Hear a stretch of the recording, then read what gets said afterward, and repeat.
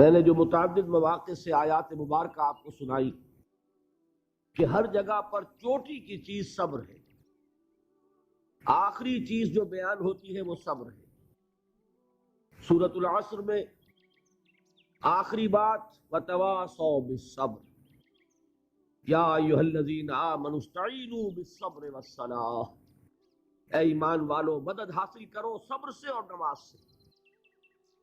ان اللہ مع الصابرین، اللہ تعالیٰ صبر کرنے والوں کے ساتھ ہے۔ اور پھر آگے چل کر وبشر الصابرین الذین اذا اصابتهم مصیبۃ قالوا انا للہ وانا الیہ راجعون، اے نبی بشارت دیجئے، خوشخبری دیجئے ان صبر کرنے والوں کو کہ جن پر جب بھی کوئی تکلیف یا مصیبت نازل ہوتی ہے تو کہتے ہیں کہ ہم اللہ ہی کے ہیں اور اللہ ہی کی طرف ہمیں لوٹ جانا ہے۔ صبر کا مفہوم ہے اپنے آپ کو تھامنا، روکنا، برداشت کرنا، تحمل کرنا، اور جو بھی اپنا ایک طے شدہ مقصد ہے کسی بھی مخالفت سے بددل ہوئے بغیر، کسی بھی تکلیف یا مصیبت سے ہراساں ہوئے بغیر اس کی طرف پیش قدمی کیے چلے جانا۔ بڑی سخت سردی پڑ رہی ہے، فجر کا وقت ہے، گرم پانی کا اہتمام نہیں ہے، اب اس وقت فجر کی نماز کے لیے اٹھنا، ٹھنڈا پانی اگر ہے تو وضو تو کرنا ہوگا، اس ٹھنڈے پانی سے وضو کرنا، اس وقت لحاف سے نکلنا ہی بہت مشکل، ٹھنڈے پانی سے وضو کرنا اور مصیبت۔ یہ جب تک انسان میں صبر کا مادہ نہ ہوگا ممکن ہی نہیں۔ اس کو کہیں گے صبر علی الطاعہ، اطاعت پر صبر کرنا۔ ناگواری محسوس ہو رہی ہے لیکن اس ناگواری کو برداشت کرتے ہوئے انسان اللہ کے حکم کے اوپر جمع رہے، اللہ کے حکم پر عمل کرے، یہ کیا ہے؟ یہ صبر ہے۔ اگر یہ صبر نہیں ہے تو ظاہر بات ہے کہ انسان اللہ کے اس حکم پر عمل نہیں کر سکے۔ صبر کا مادہ نہیں ہوگا تو آپ کام نہیں کر سکیں گے۔ اور اسی کا ایک دوسرا رخ ہے، جب آپ دعوت حق کے لیے کھڑے ہوں گے پہلا قدم کیا آتا ہے؟ استہزاء، تمسخر، مذاق اڑانا، جس کی میں مثال اب دینا چاہتا ہوں محمد الرسول اللہ صلی اللہ علیہ وسلم کی شخصیت سے۔ دیکھیے ہم کیا اور ہماری بساط کیا، ہم کیا مبلغ ہوں گے، کیا داعی ہوں گے، ہمارے اپنے دامن پر داغ ہوتے ہیں، لیکن یہ کہ محمد الرسول اللہ کے دامن پر کوئی داغ تھا؟ ان کو تو سارے مکے والے الصادق الامین کہتے تھے، نہایت محبوب شخصیت تھے، ان کے لیے تو جا صادق جا الامین یہ الفاظ سننے میں آتے تھے، آنکھوں کا تارا۔ لیکن جب آپ نے دعوت اب شروع کی، اب قرآن مجید میں دیکھیے کسی نے کہا مجنون ہو گئے، دماغ خراب ہو گیا، پاگل ہو گئے، اجے شاعر ہیں، کچھ شعر جوڑ لیتے ہیں ہم پر بہت جماتے ہیں۔ کسی نے کہا ساحر ہیں، کچھ جادو سیکھ لیا ہے، یہاں تک کہ ایسے بدبخت بھی پیدا ہوئے قرآن میں ہے ساحر کذاب، سحر کرنے والا جادوگر نہایت جھوٹا۔ یہ الفاظ کہے جا رہے ہیں کس کی شان میں؟ محمد الرسول اللہ صلی اللہ علیہ وسلم۔ قرآن میں نقل کیا گیا یا ایھا الذی نزل علیہ الذکر انک لمجنون۔ کبھی آپ نے اس کا ترجمہ سوچا؟ ہے وہ شخص، دیکھیے تصور کیجئے حضور جا رہے ہیں، تشریف لے جا رہے ہیں، کسی دعوت میں ہے، تبلیغ میں، یا ویسے ہی تشریف لے جا رہے ہیں، اور کوئی ایک جمگھٹا ہے لوگوں کا، ادھر سے فقرہ آتا ہے، تیر کی طرح لگتا ہے دل میں جا کر محمد کے صلی اللہ علیہ وسلم۔ اے وہ شخص جس کا یہ خیال ہے کہ اس پر کوئی ذکر نازل ہو رہا ہے، ہمارے خیال میں تو تمہارا دماغ خراب ہو گیا۔ یا ایھا الذی نزل علیہ الذکر انک لمجنون، کہا کہ نہیں کہا؟ اور یہ نہ سمجھیے کہ حضور صلی اللہ علیہ وسلم کے قلب مبارک کو تکلیف نہیں ہوتی تھی۔ میں قرآن سے ثابت کروں گا، میں کہیں کوئی کہانیاں بیان نہیں کرنا چاہتا۔ قرآن نے کہا ہے وَلَقَدْ نَعْلَمُ انک یضیق صدرک بما یقولون، اے نبی ہمیں خوب معلوم ہے صلی اللہ علیہ وسلم کہ جو کچھ یہ لوگ کہہ رہے ہیں اس سے آپ کا سینہ بھجتا ہے، یہ جو گھٹن ہوتی ہے، صدمہ ہوتا ہے۔ انک یضیق صدرک بما یقولون، ہمیں خوب معلوم ہے کہ جو کچھ یہ باتیں آپ کو سننی پڑ رہی ہیں، یہ کڑوی کسیلی باتیں، یہ جو فکرے چست ہو رہے ہیں، استہزاء ہو رہا ہے، تمسخر ہو رہا ہے۔ سورہ ہجر میں ہے، ایک جگہ کھڑے ہوئے لوگ قرآن کا مذاق اڑا رہے ہیں، بھائی فلاں آیت تم لے جانا، فلاں آیت میری ہوگی، اس کے ٹکڑے کر رہے ہیں، اس کے ٹکڑے حصے بکھرے کر کے قیمہ بنا کر ان آیات کا تمسخر اڑا رہے ہیں۔ ایک جگہ قرآن مجیدی میں مذکور ہے کہ فرشتوں کا مذاق اڑ رہا ہے، بھائی یہ دیکھو محمد نے کہا ہے صلی اللہ علیہ وسلم کہ جہنم پر تو کل 19 فرشتے ہیں، علیہا 19 قرآن میں آیت نازل ہوئی۔ ایک پہلوان کہتا بھائی 10 کو تو میں سنبھال لوں گا، باقی 9 کا تم انتظار کر لو۔ یہ باتیں آ رہی ہیں حضور کے کانوں میں، کلام الہی کے ساتھ کیا سلوک ہو رہا ہے، مجھ پر کیا فکرے چست کیے جا رہے ہیں، مجھ پر جس طریقے سے استہزاء اور تمسخر کا رویہ اختیار کیا گیا ہے، دل بھج رہا ہے، دل میں صدمہ ہے۔ دیکھیے سورہ نون ہے، اور میرے نزدیک یہ دوسری وحی ہے جو حضور پر نازل ہوئی ہے، اس کی ابتدائی آیات، نون والقلم وما یسطرون ما انت بنعمت ربک بمجنون وان لک لاجرا غیر ممنون وانک لعلی خلق عظیم فستبصر ویبصرون بأیکم المفتون ان ربک هو یعلم بمن ضل عن سبیلہ وهو اعلم بالمہتدین۔ نون، قسم ہے قلم کی اور جو کچھ یہ لکھتے ہیں۔ اے نبی آپ اپنے رب کی نعمت سے مجنون نہیں ہیں۔ یہ کیوں کہا جا رہا ہے؟ حضور کو جو صدمہ پہنچا ہے وہی نازل ہوئی ہے دل جوئی کے لیے، تسلی کے لیے۔ آپ کیوں برا منا رہے ہیں؟ اے نبی آپ کیوں صدمہ اور رنج اور اندوہ محسوس کر رہے ہیں؟ ان بدبختوں کے کہنے سے کوئی آپ مجنون ہو جائیں گے؟ مانتا بے نعمت رب کا بھی مجنون وَإِنَّ لَكَ لَأَجْرًا غَيْرَ مَمْنُونَ، آپ کو جو یہ صبر کرنا پڑ رہا ہے، آپ کو جو یہ جھیلنا پڑ رہا ہے، اس کی وجہ سے آپ کو وہ اجر ملے گا جس کا سلسلہ کبھی منقطع نہیں ہوگا۔ وَإِنَّكَ لَعَلَىٰ خُلُقٍ عَظِيمٍ، اور اے نبی آپ تو خلق عظیم کے حامل ہیں۔ آپ کا اخلاق، آپ کا کردار، آپ کی سیرت، آپ کی شخصیت میں طہارت، نفاست، پاکیزگی، آج تک دنیا نے کوئی پاگل، کوئی مجنون ایسا بھی دیکھا؟ یہ ساری باتیں اللہ تعالیٰ حضور کی دلجوئی کے لیے فرما رہے ہیں۔ اس سے آپ اندازہ کیجئے کہ کتنا صدمہ ہوتا ہوگا۔ یہی ہے، اس ساری چیز کو جمع کیجئے تو یہ چیز کیا ہے؟ وَاصْبِرْ عَلَىٰ مَا يَقُولُونَ وَاهْجُرْهُمْ هَجْرًا جَمِيلًا، صبر کرو اے نبی، صبر کرو اے محمد صلی اللہ علیہ وسلم، جھیلو اور برداشت کرو اس پر جو یہ کہہ رہے ہیں۔ یریدون لیطفئوا نور اللہ بافواہہم، یہ چاہتے ہیں کہ اللہ کے نور کو اپنے منہ سے بجھا دیں، پھونکے مار کے ہی بس۔ نور خدا ہے کفر کی حرکت پہ خندہ زن، پھونکوں سے یہ چراغ بجھایا نہ جائے گا۔ یریدون لیطفئوا نور اللہ بافواہہم واللہ متم نورہ ولو کرہ الکافرون، یہ چاہتے ہیں کہ اپنے منہ کی پھونکوں سے اللہ کے نور کو بجھا دیں، حالانکہ اللہ تعالیٰ تو اپنے نور کا اتمام فرما کر رہے گا، خواہ ان کافروں کو کتنا ہی ناگوار ہو۔ اس کی ترجمانی ہے نور خدا ہے کفر کی حرکت پہ خندہ زن، پھونکوں سے یہ چراغ بجھایا نہ جائے گا۔ یہی وجہ ہے، دیکھیے مکی صورتوں میں خود نبی اکرم صلی اللہ علیہ وسلم کو اتنے مختلف پیرایوں میں صبر کا حکم دیا گیا۔ کچھ مثالیں میں دے چکا ہوں، وَلِرَبِّكَ فَاصْبِرْ، اسی طریقے سے وَاصْبِرْ كَمَا صَبَرَ أُولُو الْعَزْمِ مِنَ الرُّسُلِ،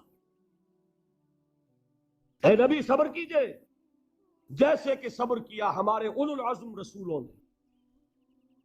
وَاصْبِرْ وَمَا صَبْرُكَ إِلَّا بِاللَّهِ، اے نبی صبر کیجئے اور آپ کا صبر تو اللہ ہی کے سہارے ہے۔ وَاصْبِرْ لِحُکْمِ رَبِّكَ، یہ سورہ نون جس کی ابتدائی آیات میں نے آپ کو سنائی، نون والقلم وما یسطرون ما انت بنعمت ربک بمجنون. اس کا اختتام کیا ہوتا ہے؟ وَاصْبِرْ لِحُکْمِ رَبِّكَ وَلَا تَكُنْ كَصَاحِبِ الْحُوتِ اِذْ نَادَىٰ وَهُوَ مَكْظُومٌ. اے نبی صبر کیجئے اپنے رب کے فیصلے کا، انتظار کیجئے اور اس مچھلی والے کے مانند نہ ہو جائیے. مچھلی والا کون؟ حضرت یونس علیہ السلام. مچھلی والے نے اپنے دینی حمیت اور غیرت جو تھی اس کی وجہ سے اللہ کے حکم کا انتظار نہیں کیا، اپنی قوم کو چھوڑ کر چل دیے. نبی کا، رسول کا یہ معاملہ ہوتا ہے. جیسے کہ آپ کو معلوم ہے کوئی افسر ہے کسی حکومت کا، وہ اپنی پلیس آف ڈیوٹی کو نہیں چھوڑ سکتا. He must stick to his place of duty. بڑے افسرز کے لیے تو یہ بہت بہت اہم بات ہے. تو اے رسول، جہاں آپ کو ہم نے تعینات کیا ہے آپ وہاں سے ہل نہیں سکتے کہ ذرا مخالفت ہوئی، لوگوں نے فکرے چست کیے اور آپ کہیں اور چل دیے.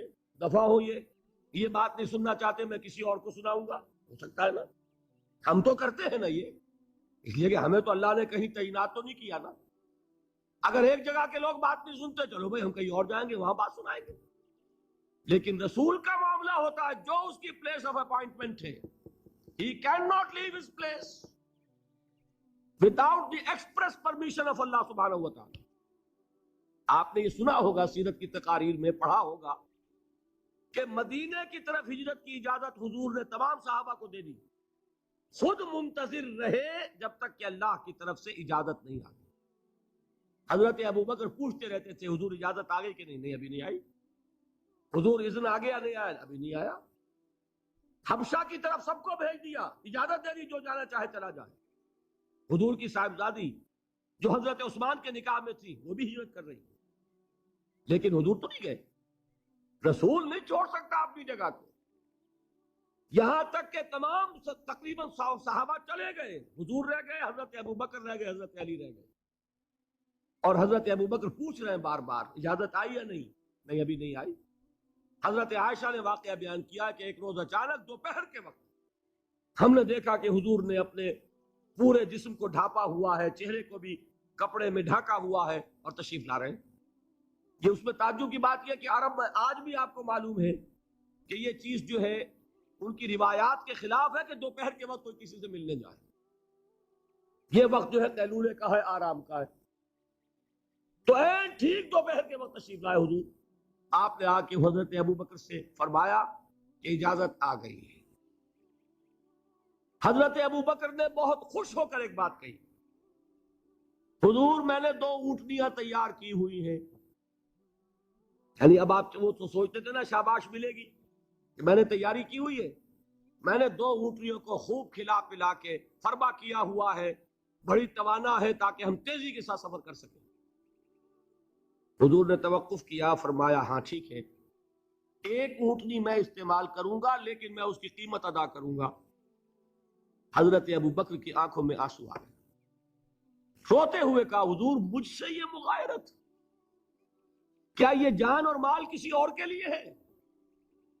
آپ مجھ سے بھی کہہ رہے ہیں میری اونٹنی جو ہے وہ بھی بلا معاوضہ آپ کو بولنے فرما رہے ہیں. یہ ہے محمد الرسول اللہ کی غیرت اور حمیت کا معاملہ. اب دیکھیے ایک بات عجیب ہے، یہ ربط اپنے ذہن میں رکھیے. اللہ تو صبر کی تلقین کر رہا ہے اپنے رسول کو، اور رسول یہی تلقین کر رہے ہیں اپنے صحابہ کو. صبر کرو، جھیلو، برداشت کرو، ہاتھ مت اٹھانا، کوئی جوابی کارروائی نہیں ہوگی، بلکہ اپنے اوپر جھیلو جو کچھ جھیلنا ہے، ڈٹے رہو، پیچھے مت ہٹنا، یہ صبر ہے. لیکن ہاتھ اٹھانے کی اجازت نہیں. چنانچہ اب ذرا چشم تصور سے دیکھیے، ابو جہل اس نے جو بدترین روش اختیار کی، وہ ایک خاندان تھا حضرت یاسر، ان کی اہلیہ حضرت سمیہ، اور ان کے فرزند حضرت عمار رضی اللہ تعالی عنہم. یہ غلام نہیں تھے. حضرت سمیہ تو کنیز تھیں لیکن یاسر غلام نہیں تھے. ان کی کہانی یہ ہے، واقعہ یہ ہے کہ یہ بہت نیک آدمی تھے. یاسر یمن کے باشندے. انہیں کو خواب میں بشارت ہوئی کہ نبی کا ظہور ہونے والا ہے مکے میں، جاؤ شاید ان کے قدموں تک پہنچ جاؤ۔ یہ یمن سے ترک وطن کر کے مکے آ گئے۔ ابو جہل کا ایک چچا تھا، بہت شریف النفس انسان، اس کے ساتھ معاہدہ کیا حلیف بن کر، اور وہ مکے میں رہنے لگے۔ اس لیے کہ یہ نوٹ کر لیجئے، مکہ اس وقت ایک قبیلے کا شہر تھا، صرف قریش۔ یا قرشی رہ سکتا تھا وہاں، یا قرشی کا حلیف، کہ اگر تو کسی قرشی نے آپ کو امان دی ہوئی ہے تو آپ رہ سکتے ہیں مکے میں، ورنہ نہیں۔ یا تیسرے قرشی کا غلام، غلام تو ملکیت ہی ہے اس کی، جیسے بھیڑ بکری ہے کسی قرشی کی، اسی طرح اس کے غلام ہے۔ یہ تین کیٹیگریز تھی انسانوں کی مکے میں۔ کسی کو نوٹ کیجئے کہ جو بیچارے غلام تھے وہ سب سے زیادہ ستائے گئے، اس لیے کہ غلاموں کے تو حقوق ہی کوئی نہیں تھے۔ بلال غلام تھے، ابو فکی غلام تھے، زنیرہ ایک کنیز تھی، ان کو جو ماریں پڑی ہیں اس کا آپ کو معلوم ہے۔ حضرت بلال کے ساتھ جو کچھ امیہ ابن خلف نے کیا، کہ جس طریقے سے کہ حیوانوں کی لاشیں جو ہے کھینچ کر گھسیٹ کر لے جائی جاتی ہیں، ان کی گردن میں رسی ڈال کر گھسیٹتے، اسی طریقے سے حضرت بلال کے گردن میں رسی ڈال کر پھر دوپہر کے وقت مکے کی سنگلاخ گلیوں کے اندر گھسیٹا جاتا تھا۔ نیچے زمین جل رہی ہے توے کی طرح، اور ویسا بھی ہوتا تھا کہ چت لٹا دیا، اوپر سے وہ آگ مکے کا، کہ سورج جو ہے ذرا نوٹ کیجئے، آگ برسا رہا، نیچے زمین توے کی طرح جل رہی ہے، اور ایک بھاری سل بھی لا کر جو ہے سر پر رکھ دی، چھاتی پر رکھ دی گئی ہے کہ آواز نہیں نکل رہی، جھاگ نکل رہے ہیں منہ سے، لیکن اس حال میں بھی احد احد احد، ایک ایک اللہ، قل هو اللہ احد، الفاظ نکل رہے۔ یہ ہے وہ صبر، صبر علی الابتلاء، صبر علی الایذاء۔ یہ ابتلاء اور ایذاء پر صبر ہے، جھیلو، برداشت کرو، اس توحید پر قائم رہو، محمد کی رسالت کے اقرار کرتے رہو صلی اللہ علیہ وسلم، لیکن ہاتھ نہیں اٹھانا۔ اب میں آپ کو بتا رہا تھا یہ تو غلام تھے، یہ جو تھے یاسر، یہ حلیف تھے، غلام تو نہیں تھے نا۔ البتہ وہ ابو جہل کے چچا کی کنیز تھی یہ سمیہ، انہوں نے اجازت لے کر ان سے نکاح کر لیا، یہ تو کنیز رہیں گی۔ بیٹا جو ہوا وہ بھی ایک طرح سے، جب کنیز زیادہ ہے غلام ہو گیا، عمار ابن یاسر۔ وہ جو شخص تھا بہت شریف النفس ابو جہل کا چچا، وہ مر گیا، اب ابو جہل جو ہے اس خاندان کا سربراہ ہے، لہذا یہ تینوں جو افراد ہیں وہ اس کے رحم و کرم پر ہیں۔ یاسر کو بھی پروٹیکشن اگر ہے تو ابو جہل کی ہے، ابو جہل جو چاہے کرے، اور سمیہ تو کنیز ہے ہی، اس کا تو کوئی حق ہے ہی نہیں، جو چاہے کرے، اور عمار ان دونوں کا بیٹا ہے، لہذا بدترین معاملہ کیا ابو جہل نے ان تین افراد کے ساتھ۔ حضرت سمیہ کے ساتھ جو کچھ کیا گیا ہے آپ اس کا تصور نہیں کر سکتے۔ بالآخر جو شہید کیا حضرت سمیہ کو، ایذائیں دے دے کے، سسکا سسکا کے، ان کے جسم کے نازک حصوں کو جلا کے، داغ دے کر، کہتا کیا تھا، ایک دفعہ کہہ دو کہ میرا جو یہ بت ہے یہ بھی الہ ہے، مان لو میں چھوڑ دوں گا۔ تنگ آ گیا، کسی طریقے سے ایک دفعہ کہہ دو پھر میں چھوڑ دوں گا۔ لیکن یہ میاں بیوی حضرت یاسر اور حضرت سمیہ رضی اللہ تعالی عنہما، یہ ہے ثبات، یہ ہے صبر، یہ ہے استقلال، ایک مرتبہ بھی کہنے کے لیے تیار نہیں، جو چاہو کر لو، اب ہم تو اس سے پیچھے نہیں ہٹیں۔ تنگ آ کر اس نے حضرت سمیہ کی تو شرمگاہ میں برچھا مارا اور شہید کیا۔ حضرت یاسر کے بارے میں ایک روایت یہ ہے، ستا ستا کے، تنگ کر کر کے، آخر کار جو ختم کیا، انہیں شہید کیا کس طرح، 4 سانڈ اونٹ جوان، ان سے رسے باندھے، ایک رسے سے ایک بازو باندھا، دوسرے سے دوسرا بازو باندھا، تیسرے سے ایک ٹانگ باندھی، چوتھے سے دوسری ٹانگ باندھی، اور چاروں کو دوڑایا ہے کہ جسم کے پرکھتے ہوئے۔ اس وقت سامنے سے حضور گزرتے تھے جبکہ آل یاسر کے ساتھ یہ معاملہ ہو رہا ہے، کیا فرماتے تھے، اسبروا یا آل یاسر فإن موعدکم الجنہ، اے یاسر کے گھر والوں صبر کرو، جھیلو، اس لیے کہ تمہارے وعدے کی جگہ جنت ہے. اللہ تعالیٰ ادھر آنکھ بند ہوگی ادھر جنت میں تمہارا داخلہ ہو جائے گا. یہ ہے تواصوا بالصبر والعصر ان الانسان لفی خسر. یہ تواصوا بالصبر پر کون عمل کر رہا ہے؟ محمد الرسول اللہ صلی اللہ علیہ وسلم. دے تو بھی محمد کی صداقت کی گواہی. یہ صداقت کی گواہی دیتے ہوئے انہوں نے اپنی جانیں دے دی. 4 سے لے کر 12 تک 8 برس اس کو کہتے ہیں پرسیکیوشن، فزیکل پرسیکیوشن، تشدد، مار پیٹ، جلانا، دہتے ہوئے انگاروں پر لٹانا، فاقے رکھنا، بھوکے رکھنا. ان کو ڈال دی گئی زنجیریں، گھروں میں بند کر دیا گیا نوجوانوں کو. حضرت عثمان کو چچا نے ان کے ایک چٹائی کے اندر لپیٹا اور دھونی دے دی. دم گھٹ رہا ہے، جان نکل رہی. حضرت مصعب بن عمیر رضی اللہ تعالی عنہ، وہ نوجوان 200 درہم کا جوڑا ان کا سل کر آتا تھا شام سے تیار ہو کر. لباس معطر ہوتا تھا، جدھر سے نکل گیا پوری گلی جو ہے وہ معطر ہو گئی. انگلیاں اٹھ رہی ہیں، وہ جا رہا ہے مصعب، یہ خوشبو اس کی ہے. اس مصعب کے ساتھ کیا سلوک کیا؟ باپ تو مر چکا تھا، ماں نے پالا تھا، دولت بہت چھوڑ کر گیا تھا باپ، لہذا ماں نے بڑے ناز و نام میں پالا، بڑے لاڈ پیار میں. 200 درہم کا جوڑا تیار ہو رہا ہے.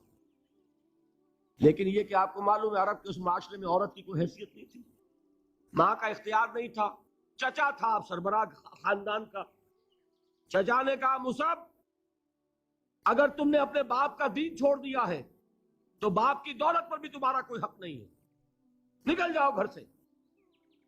اس نے یہ سوچا تھا کہ مصعب کے ہوش ٹھکانے آ جائیں گے، دن میں تارے نظر آ جائیں گے، ناز و نام میں پلا ہوا گھر سے نکل کے جائے گا کہاں؟ یہ سارا نشہ جو ہے توحید کا یہ ہرن ہو جائے گا.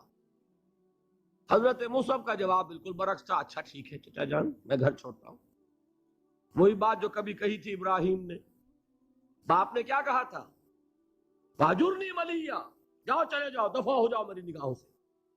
حضرت ابراہیم نے کیا جواب دیا تھا؟ سلام علیک ساستغفر لک ربی انہ کان بی حفیظ. اچھا ابا جان، آپ کا حکم یہی ہے تو میں چلتا ہوں، آپ پر سلامتی ہو، میرا رب مجھ پر بڑا مہربان ہے، میں اس سے آپ کے لیے استغفار کروں گا. چل دیے.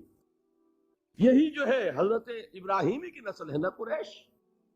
آج ابراہیم کے ایک بیٹے کے ساتھ وہی معاملہ ہو رہا ہے مصعب کے ساتھ، اور مصعب چلنے کے لیے تیار ہو گئے. چچا نے سوچا، میں سمجھتا تھا کہ ہوش ٹھکانے آ جائیں گے، یہ تو تیار ہو گیا نکلنے کے لیے. غصے میں آ کے اگلی بات کہی، یہ کپڑے جو پہنے ہوئے تم نے یہ بھی اسی مشرک باپ کی کمائی کے ہیں، اتارو ان کو. وہی کپڑے اتارے. بعد ازاج برہنہ گھر سے نکالے گئے. ماں کے پاس پہنچے، ماں نے آنکھوں پر ہاتھ رکھے. مصعب کیا ہوا؟ ماں سے کہتے ہیں کہ ماں میں موحد ہو گیا. اور وہاں سے گئے پھر حضور کی خدمت میں، کپڑے کہیں سے مانگے ہوں گے. یہ مصعب ہیں 200 درہم کا جوڑا پہننے والے. جب حضور پر مدینے کے 12 افراد ایمان لائے تھے، بیعت عقبہ اولا ہوئی، انہوں نے کہا کہ حضور ہمیں کوئی شخص اپنا ایسا شاگرد دیجئے جو ہمیں قرآن پڑھا سکے. حضور نے حکم دیا مصعب جاؤ، اب مدینے جاؤ، یثرب جاؤ، یثرب والوں کو قرآن پڑھاؤ، انہیں تبلیغ کرو. مصعب گئے ہیں وہاں، 1 سال کی کمائی 75 افراد لا کر حضور کے جھولی میں اگلے سال ڈال دیے کہ حضور یہ میری 1 سال کی کمائی ہے. 72 مرد 3 عورتیں. بہرحال وہ مصعب بن عمیر ہیں جو غزوہ احد میں شہید ہوئے، اور جب شہید ہوئے تو ان کے جسم پر صرف ایک چادر تھی. یہی چیزیں ہیں اصل میں کہ جو ہمارے دلوں کو منور کرنے والی ہیں نور ایمان سے. وہ علم بردار تھے غزوہ احد میں، جھنڈا مسلمانوں کا ان کے پاس تھا. ایک ہاتھ پر ایک شانے پر وار پڑا، ہاتھ کٹ گیا، دوسرے سے تھاما، دوسرے پہ کٹ گیا، اب دونوں حصوں کے بچے ہوئے ٹکڑوں سے جھنڈے کو تھاما، گرنے نہیں دیا، یہاں تک کہ شہید ہو گئے. گرے ہیں تو جھنڈا گرا ہے. شکل میں حضور سے بہت مشابہ تھے. خبر اڑ گئی کہ محمد شہید ہو گئے صلی اللہ علیہ وسلم. یہ مصعب بن عمیر کا واقعہ ہے. جب ان کو اب دفن کرنے کا وقت آیا، اور شہید کے لیے کفن جو ہے اس کا وہی لباس ہوتا ہے جو شہادت کے وقت ہو. حضور کے سامنے ایک پرابلم پیش کیا گیا. حضور، مصعب کے جسم پر تو ایک چادر تھی، اور وہ چادر بھی اتنی چھوٹی ہے، یعنی 2 گز کی چادر بھی نہیں ہے. اس سے اگر سر ڈھانپتے ہیں مصحف کا تو پیر کھل جاتے ہیں، پیر ڈھانپتے ہیں تو سر کھلتا ہے، کیا کریں؟ حضور نے فرمایا سر ڈھانپ دو چادر سے اور پیروں پر گھاس ڈال دو، یہ آخری لباس ہے جو محمد کے اس دیوانے کو اس دنیا سے رخصت ہوتے ہوئے ملا ہے، جس کا 200 درہم کا جوڑا چلتا تھا۔ یہ ہے صبر۔ برداشت کیا کہ نہیں کیا؟ یہ خباب بن الارت پیشے کے لحاظ سے لوہار تھے۔ سوچئے ایک زندہ انسان کو دہتے ہوئے انگاروں پر لٹایا جا رہا ہے، ان انگاروں سے کھال جلی، کمر کی چربی پگھلی، اس پگھلنے والی چربی سے وہ انگارے ٹھنڈے پڑے، یہ سب کچھ جھیل رہا ایک شخص۔ سوچنے والوں نے سوچا نہیں ہوگا کیا جرم تھا ان کا، تو بڑا شریف آدمی ہے، بہت اچھا کاریگر ہے، وقت پر کام دیتا ہے، مناسب اجرت لیتا ہے، یہ کیا ہوا؟ یہ کوئی جرم نہیں، جرم صرف ایک ہے، ایک اللہ کو مانتا ہے اور محمد کے دامن سے وابستہ ہے۔ فَاسْتَعِینُوا بِالصَّبْرِ وَالصَّلَاةِ، مدد حاصل کرو کس سے؟ صبر سے اور نماز سے۔ ان اللہ مع الصابرین، جان لو کہ اللہ تعالیٰ صبر کرنے والوں کے ساتھ۔ وَلَا تَقُولُوا لِمَنْ يُقْتَلُ فِي سَبِيلِ اللَّهِ أَمْوَاتٌ، اور ہرگز نہ کہو اسے جو اللہ کی راہ میں قتل ہو جائے کہ وہ مردہ ہے۔ بل احیاء ولکن لا تشعرون، نہیں، وہ زندہ ہے لیکن تمہیں ان کا شعور نہیں ہے۔ اور سنیے اب یہ آیت اہم ترین ہے صبر کے موضوع پر۔ وَلَنَبْلُوَنَّكُمْ بِشَيْءٍ مِّنَ الْخَوْفِ وَالْجُوعِ وَنَقْصٍ مِّنَ الْأَمْوَالِ وَالْأَنفُسِ وَالثَّمَرَاتِ وَبَشِّرِ الصَّابِرِينَ، اور دیکھو ہم تمہیں آزمائیں گے، وَلَنَبْلُوَنَّكُمْ، ہم لازماً آزمائیں گے تمہیں، بِشَيْءٍ مِّنَ الْخَوْفِ، خوف کی کیفیت طاری کر کے، والجوع، بھوک، فقر اور فاقہ، ونقص من الاموال، مالی نقصان، والانفس، جانی نقصان، والثمرات، اور ثمرات، پھلوں اور میووں کا نقصان۔ میرے نزدیک یہاں پر ثمرات کا مفہوم ایک اور بھی ہے۔ ایک تو صاف تھا کھجور کی فصل تیار ہے، غزوہ تبوک جانے کا حکم مل گیا، کون اتارے گا؟ اور کھجور وقت پر اتری نہیں، برباد ہو جائے گی۔ یہ ہو رہا ہے نا میووں کا نقصان۔ اور میرے نزدیک یہاں یہ بھی ہے، بسا اوقات بہت سی محنتوں کا نتیجہ انسان دیکھتا ہے کہ ضائع چلا گیا، میں نے 10 سال محنت کی، حاصل کوئی نہیں نکلا۔ یہ ثمرات کیا ہے؟ محنتیں، محنتوں کے ثمرات کا ضیاع۔ کوشش آپ نے کی، قسمت کی خوبی دیکھیے، ٹوٹی کہاں کمن، 2-4 ہاتھ جب کے لبے بام رہ گئے۔ Be prepared. ایک شاعر کے یہ اشعار ہیں، یہ فصل امیدوں کی ہمدم، اس بار بھی غارت جائے گی، سب محنت صبحوں شاموں کی اب کے بھی اکارت جائے گی۔ میرے نزدیک یہ ثمرات کا جو لفظ یہاں آیا ہے، وَنَقْصٍ مِّنَ الْأَمْوَالِ وَالْأَنفُسِ وَالثَّمَرَاتِ، سب محنت صبحوں شاموں کی اب کے بھی اکارت جائے گی۔ دھرتی کے کونوں کھدروں میں پھر اپنے لہو کی کھاد بھرو، پھر مٹی سینچو اشکوں سے، پھر اگلی رت کی فکر کرو، پھر اگلی رت کی فکر کرو، جب پھر ایک بار اجڑنا ہے۔ ایک فصل پکی تو بھر پایا، تب تک تو یہی کچھ کرنا ہے۔ ایک مقصد ہے سامنے، انقلاب برپا کرنا ہے۔ ایک کوشش ناکام ہو جائے کوئی پرواہ نہیں، نیکسٹ، پھر تیار رہو ناکامی کے لیے۔ ایسا نہ ہو جو انگریزی میں کہتے ہیں hope for the best but be prepared for the worst. ایسا نہ ہو کہ دوسری مرتبہ ناکام ہو کے بددل ہو جاؤ، تمہاری ہمتیں جواب دے جائیں، نہیں، پہلے سے تیار رہو کہ دوسری مرتبہ بھی ناکامی آئے تو آئے، لیکن جب تک کہ کامیابی حاصل نہیں ہوتی ہمیں یہ کام کیے چلے۔ دیکھیے سیرت میں آیا کہ نہیں یہ واقعہ؟ بدر میں مسلمانوں کو فتح ہوئی تو احد میں زک پہنچی کہ نہیں؟ 70 صحابہ شہید ہوئے کہ نہیں؟ اگر ان کی ہمتیں جواب دے جاتی تو گاڑی کیسے چلتی آگے؟ تو فرمایا وَلَنَبْلُوَنَّكُمْ بِشَيْءٍ مِّنَ الْخَوْفِ وَالْجُوعِ وَنَقْصٍ مِّنَ الْأَمْوَالِ وَالْأَنفُسِ وَالثَّمَرَاتِ، ہم تمہیں لازماً آزمائیں گے خوف کی کیفیت سے، فقر و فاقے کی کیفیت سے، بھوک سے، جان کے نقصان سے، مال کے نقصان سے، محنتوں کے حاصل کے ضائع ہو جانے سے۔ وَبَشِّرِ الصَّابِرِينَ، اور اے نبی بشارت دیجئے صبر کرنے والوں کو، الَّذِينَ إِذَا أَصَابَتْهُمْ مُصِيبَةٌ، وہ کہ جب ان پر کوئی تکلیف آئے، کوئی مصیبت آئے، کوئی آزمائش آئے، قالوا انا للہ وانا الیہ راجعون، وہ یہ کہیں کہ ہم اللہ ہی کے ہیں، اللہ ہی کی طرف لوٹ جانا ہے۔ یہ وہی انداز ہے جو میں نے فارسی کا شعر سنایا تھا آپ کو کہ سر تسلیم خم ہے جو مزاج یار میرا، وہ ہمارا مولا ہے، ہمارا آقا ہے، اگر اسے یہی منظور ہے تو ہمیں بھی یہی منظور ہے۔ میں نے تسلیم و رضا کی بات کی تھی نا، آپ کو کچھ شعر سنائے تھے، ایک شعر اور سنیے، اور یہ کس کا ہے؟ محمد علی جوہر کا۔ ایک مرتبہ جیل گئے، ان کی ایک بیٹی جوان بیمار ہوئی، فوت ہو گئی، باہر چھوڑا انگریز نے، جاؤ بھائی دفن کر دو بیٹی کو۔ دوسری مرتبہ جیل گئے، دوسری جوان بیٹی اسی مرض میں مبتلا ہوئی، اب یہ جیل میں ہے، خبر پہنچی کہ دوسری بیٹی کے اوپر بھی اسی مرض کا حملہ ہوا ہے۔ ایک نظم لکھی ہے جس کا آخری شعر یہ ہے، تیری صحت ہمیں منظور ہے لیکن اس کو نہیں منظور تو پھر ہم کو بھی منظور نہیں۔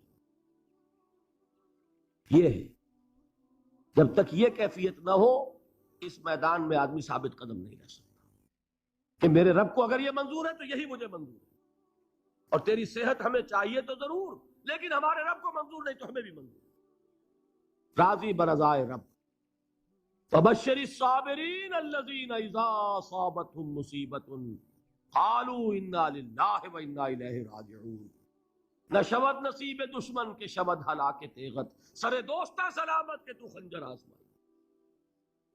اولئک علیہم صلوات من ربہم ورحمہ، یہی ہے وہ لوگ جن پر ان کے رب کی طرف سے عنایتیں ہیں اور رحمتیں ہیں۔ وَأُولَٰئِكَ هُمُ الْمُهْتَدُونَ، اور یہی ہے وہ لوگ جو کامیاب ہونے والے ہیں، ہدایت پانے والے، ہدایت یافتہ۔ وَالصَّابِرِينَ فِي الْبَأْسَاءِ وَالضَّرَّاءِ وَحِينَ الْبَأْسِ، اور صبر کرنے والے، اصل نیکی ان کی ہے، جسمانی تکلیفوں میں صبر کرنے والے، فقر اور فاقے میں صبر کرنے والے، اور جنگ کے وقت صبر کرنے والے۔ اولئک الذین صدقوا واولئک هم المتقون، یہ ہے وہ لوگ جو صبر کرنے والے ہیں، یہ ہے جو سچے ہیں، جو اپنے دعوے میں نیکی کے اور ایمان کے صادق ہیں، اور یہی وہ لوگ ہیں جو متقی ہیں۔ اللہ تعالیٰ نے کیسے کیسے مسلمانوں سے کہا، مسلمانوں تمہیں زک پہنچی ہے تو انہیں بھی تو پہنچی تھی، ان کے 70 نہیں مارے گئے تھے بدر میں، ان کے حوصلے جو ہیں وہ تو پست نہیں ہوئے، وہ اگلے سال آ گئے تم پر چڑھائی کر کے، تم کیوں اتنا برا مان رہے ہو؟ تمہارے دل اتنے زخمی کیوں ہو گئے؟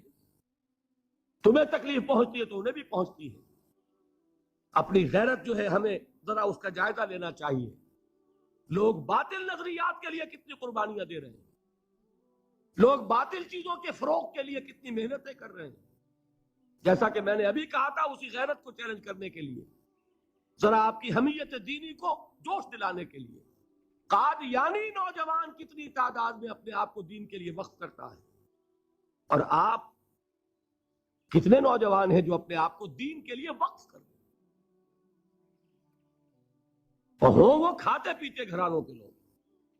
یہ نہیں ہے کہ اگر کوئی اور کام نہیں کر سکتا تو پھر یہ ہے کہ وہ دین کے کام میں لگ جائے۔ باصلاحیت لوگ، کھاتے پیتے لوگ، ذہنی استعداد رکھنے والے لوگ، اونچے گھرانوں کے لوگ، وہ وقف کریں اپنے آپ کو دین کے لیے، اس کے بغیر کیسے باہر آ جائے گی، کیسے رونق آ جائے گی؟ تو دنیا میں باطل نظریات والے جو ہیں، یہ بات کہی گئی ہے، مسلمانوں تم اگر توحید کے لیے لڑ رہے ہو، دیکھتے نہیں ابو جہل کو، اس نے گردن کٹوائی ہے شرک کے لیے، شرک کے لیے گردن کٹوائے، اور تم توحید کے لیے گردن کٹوانے کو تیار نہ ہو۔ اس نے گردن کٹوائی کہ نہیں کٹوائی؟ اور کس طرح کٹوائی ہے؟ جو کہ بڑا متکبر قسم کا، فرعون قسم کا شخص تھا، جب گردن کاٹنے لگے تو کہتا ہے ذرا نیچے سے کاٹنا، تاکہ جب تم نیزے کے اوپر چڑھاؤ میری میرے سر کو تو اونچا نظر آئے، معلوم ہو سردار کا سر۔ وہ بدبخت مرتے ہوئے بھی جو اس کی یہ کیفیت تھی نا، اس کو ذہن میں رکھیے۔ تو یہ اس لوگوں نے قربانیاں دی، جانیں دی، تو فرمایا اگر تم ان سے زیادہ قربانی نہیں دو گے، یہ نوٹ کر لیجئے اس کو، مجرد اگر حق کو غالب کرنا اللہ کے ذمے ہو تو آنے واحد میں غالب کر دے گا، تمہیں تکلیف ہی دینے کی ضرورت نہیں۔ سمجھ رہے؟ کیا اللہ کے مقابلے میں کوئی باطل کی طاقت ٹھہر سکتی ہے؟ یہ تمہارے ایمان کا امتحان ہے، یہ تمہارے خلوص کی آزمائش ہے، یہ تمہارے امتحان کا ثبوت درکار ہے کہ اللہ تعالیٰ دیکھنا چاہتا ہے تم اس کے لیے اپنی جانیں قربان کرنے کو تیار ہو کہ نہیں، تم اس کے لیے تن من دھن لگانے کو تیار ہو کہ نہیں۔ اور یہ جان لو کہ اگر کفار اور مشرکین اور ملحدین اور باطل نظریات والے وہ جو کچھ قربانیاں اپنے باطل نظریات کے لیے دے رہے ہیں، ان سے زیادہ اگر تم نہیں دو گے تو حق غالب نہیں ہوگا۔ انہوں نے جو صبر کیا ہے اپنے باطل نظریات پر، اگر تم اس سے زیادہ صبر کا ثبوت نہیں دو گے اپنے اس حق پر تو حق غالب نہیں ہوگا۔ اس لیے فرمایا یا ایھا الذین آمنوا اصبروا وصابروا، نہ صرف یہ کہ صبر کرو بلکہ صبر میں اپنے دشمنوں سے آگے نکلو، ان کے صبر سے بڑھ کر صبر کرو۔ ورابطوا، مرابطہ کہتے ہیں چوکس رہنا، ہوشیار، پہرا دو، ایسا نہ ہو کہ دشمن جو ہے غفلت میں تمہارے اوپر کوئی حملہ جو ہے کر بیٹھے۔ واتقوا اللہ، اور اللہ کا تقوی اختیار کرو، لعلکم تفلحون، تاکہ تم فلاح پاؤ۔ یہ ہے حضرات تواصوا بالصبر۔ میں نے عرض کیا تھا ہر جگہ پر آپ کو چوٹی کی بات صبر ملے گا۔ آیت الکرسی، آیت البر جو میں نے آپ کو سنائی آخر میں، والصابرین فی الباساء والضراء وحین الباس، حامیم السجدہ، وما یلقاها الا الذین صبروا وما یلقاها الا ذو حظ عظیم۔